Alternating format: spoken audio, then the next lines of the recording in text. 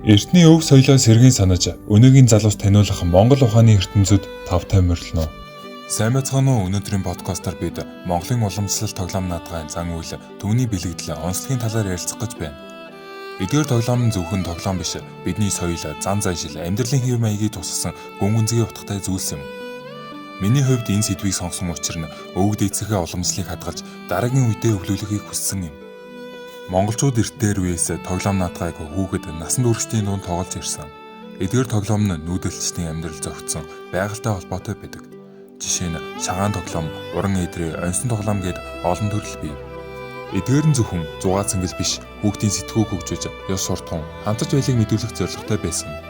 Тоглоомыг тодорхой цаг үед тоглодог заншилтай. Жишээ нь цагаан сарын шинийн нэгэнд дөрвөн бэрх, хорол, үүжүр тоглоомыг тоглож жилийн аз хэмэр үлзий удагтай шинждэг. Тоглоомд хожих тэнцэх хожигдох нь бэлэгдлийн утгатай. Хэрэг тэнцчихвэл хамтай гэж үзэж хавангаа хаглах, засал хийхийн тулд дахин тоглодог заншил бий. Мөн зарим тоглоомыг бэлэгдлийн шинжтэй гэж үздэг. Жишээ нь алаг мэлхий тоглоомыг гэрийн жавар үргэх, эв найрамдлын бэлэгдэх зорилгоор тоглодог. Монгол ардын уламжлалт алаг мэлхий гэдэг үн ертөнцийн тоглоомыг 9 эрдэнэ биеийн шингээсэн ийм алаг мэлхиэр өрөж наадах гэж байна. За ингээд 6 нуруугийн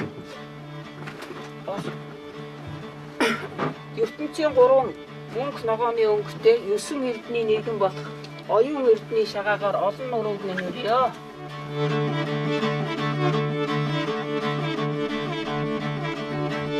Оюун эрднээр олон нурууг нэмэрье гэдэг ингээд их үе өрчихтэй. За одоо ингээд их үе өрчихсөн болохоор одоо толгойтой амьлуулах юм шаардлагатай. Ингээд одоо би толгойг хий. За хар санааг огтхож агуулаагүй бэлэгдэж хас цагаан хан эрднээр ханд хэрэгүүнийг болгоё гэдэг ингээд толгойг өрж байгаа. Асаж бадамдах галын мөнгө амьд байхын баталгаа сүн сорших зүрхийн шүрэн эрднээр болгоё гэд ингээд сүнстэй толгойтой оюун сэтгүүтэй ингээд амилж байна. За одоо болох төр зэрэг энэ эргэж мужихын залуур эрдний өнгөт биеийн эрхэм тэргүүнтэй холбогч эргэж мужихын залуур үзүүгийн шүрэн эрдний зүрхтэй өнгө дүүлгэж бүрэн улаан шүр эрднээр хийе. За хар 2 мэлбигийн хан тэнгэрийнхээ номин эрднээр хийе. Энэ шин сайхан болгоныг сонсож байдаг чижир алтаар сонсох 2 чихийг болгоё гэв. Зинхтэй 2 бөөрөнд нь зис эрдний шагаа шигтгэе. Газар тулах мөчнүүд нь ганхашгүй бат байхыг бэлэгдэж ган эрдэнээр гар хөдийнх нь 4 шилбийг тулъя.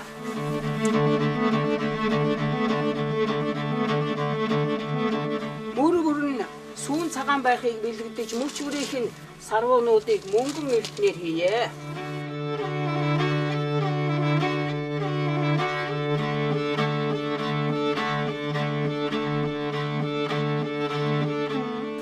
Суу алдар нь мөнхөд үргэлжилж байхыг бэлэгдэж сууд эрднээр сүүл болоод давсгийг нь хийе.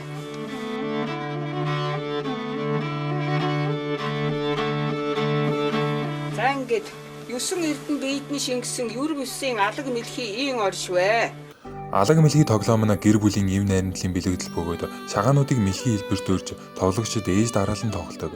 Энэ тоглоом нь гэрт эерэг энерги авчирж муу зүсийг үргэдэг гэсэн итгэл үнэмшлийн нэгэн хэсэг юм. Түүнчлэн морин уралдаан хэмээх шагаан тоглоом нь нүүдэлчдийн амьдралын гол зүйл болох морин уралдааныг туссан бөгөөд тоглогчид хурд, ухаан, стратеги сэтгэлээ хөгжүүлэхэд чиглэгдсэн. Дараагийн тоглоомын төрөл бол уран эдрээ юм. Уран эдрийн утас ашигла тоглодог тоглоом бөгөөд хонин холбоо, чөдөр зангилаа, гэр хэлбэртэй зэрэг олон төрлийн хий угалц гаргадаг. Энэ тоглоом нь мал аж ахуй, нүүдэлчин амьдралын хэв маягт яг толботой бөгөөд хүүхдүүдийн амьдралын ухаан, хөдөлгөөнтэй холбоотой мэдлэг олгох зорилготой. Тоглоомын утга учир тухай бол одоо дээр үед одоо жишээ нь би өөрийнхөө одоо их нэрийг хань болгох хүнээ одоо дагуулад гэртээ очихоор манай ээж өгөөд одоо бэрдээ өгөөд тоглуулдаг байсан. Тэгээ энэ тоглоомын нэр нь өөрөө уран бэрийн нүүдэл гэж байгаа. Уран бэрийнхээ одоо ухааныг шалгаж тоглуулдаг. За нөгөө нэг утга учир нь цаад утга учир нь юу вэ гэхээр бөгж нэрлэх гэж нэрлээд яриад байгаа. Бөгж нэрлэлнэ гэдэг маань хоёр талдаа байгаа одоо хоёр шагаан хоёр одоо эрэгтэй эмэгтэй хоёр хүний сэтгэлийг одоо илэрхийлж байгаа.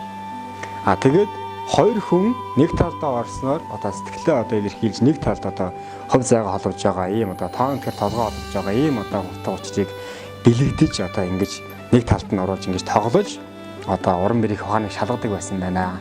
За тэгэхээр энэ тоглоомыг яаж тоглох вэ би бас та бүхэнд тайлбарлаж өгье гэж бодож байна. За битүү холбоосоо татах хэвээр. Ерөөсөө битүү холбоосоо хөв явах хэвээр. Битүү холбоосоо татаад аль оруулах шагаагаа оруулна гэсэн үг. Энийгч байж болно, энийгч байж болно. За тэгэхээр бид нэр одоо зүүн талын шагааг оруулъя. Зүүн талын шагааг битүү холбоос руу ингэж оруулна. Оруулаад шагаагаа ингэ орхичихно. За эндээс ясаа дагуулад ийм хоёр одоо шагаа одоо хоёр битүү холбоос гарч ирнэ. Энийг ингэж нааш татах хэрэгтэй. Нааш татахаар ийм битүү холбоос ингэ давхар битүү холбоос гарч ирж байгаа.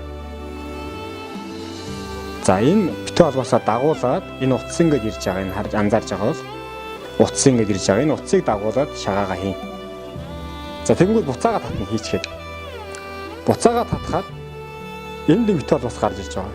Энэ битүү холбоос руугаа шагаагаа хийн.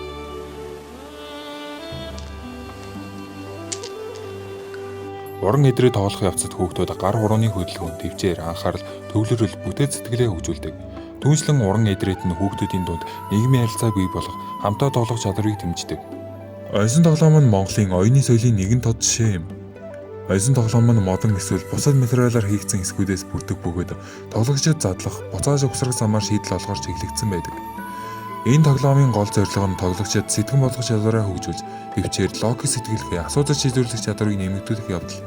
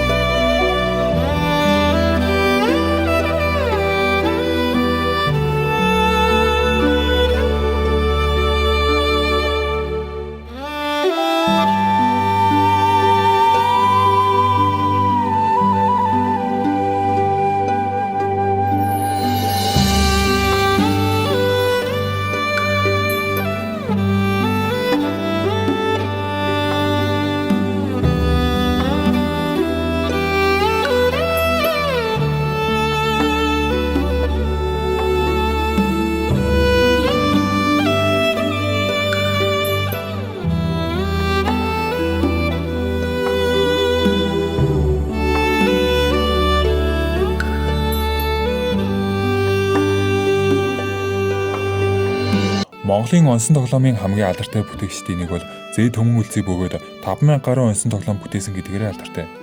Тэрээр Улаанбаатар хотод байрлах оюун ухааны музей дэх онсон тоглоом цуглуулгаараа дэлхийд дахин танигдсан бөгөөд оюун ухааны тоглоом сонирхогчид донд өндөр үнэлгээ авдаг. Онсон тоглоом нь зөвхөн хүүхдүүдэд бас насанд хүрэгчдэд ч сэтгэлийн хөгжил, стрессийг бууруулахад тустай гэж үздэг. Ам тоглоомын төрөлд онцгой таавар, зүр цэцэг, хул тоолох зэрэг тоглоомод багтана. Эдгээр тоглоом нь хүүхдийн хэлээрээ сэтгэн болгох чадрыг хөгжүүлэхэд чиглэгдсэн бөгөөд Монголын аман зохиолын уламжлалт нэг толгойтой. Жишээлбэл хул тоолох тоглоом нь хүүхдийг хул тоолох замаар амьсгалын хяналт хэл ярианы ур чадварыг хөгжүүлэхэд тусалдаг.